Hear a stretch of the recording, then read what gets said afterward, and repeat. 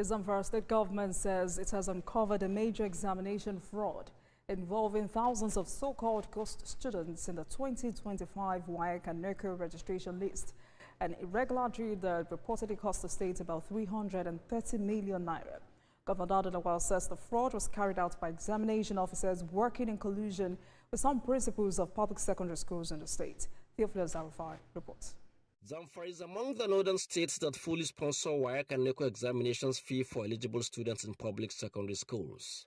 The policy, according to the government, is aimed at supporting poor and vulnerable families who are unable to afford the cost of examination for their children and wards. However, the welfare program has now been rocked by allegations of fraud. The state government says it uncovered 6,000 ghost students in the 2025 WAEC and NECO examination lists. Officials say the irregularity, which cost the state more than 300 million naira, prompted Governor Lawal to summon all public secondary school principals and examination officers to the government house in Gusau.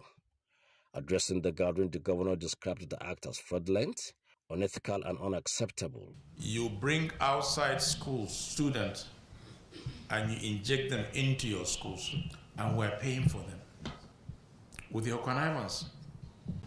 The last exams, both WAEC and NECO, we had 6,000 ghost students. 6,000. And that has cost the state 330 million naira. I could have done something better with 330 million. I could have increased your salary. I could have do so much, train you with that money. But some people pocket that money. Governor Lawal says the government has since put strict measures in place to prevent the occurrence of such practices in the future. I have centralized registration, and there's an agency, the Executive Secretary of ZIDDA, Zamfara Information Technology, will be responsible for registration of every student.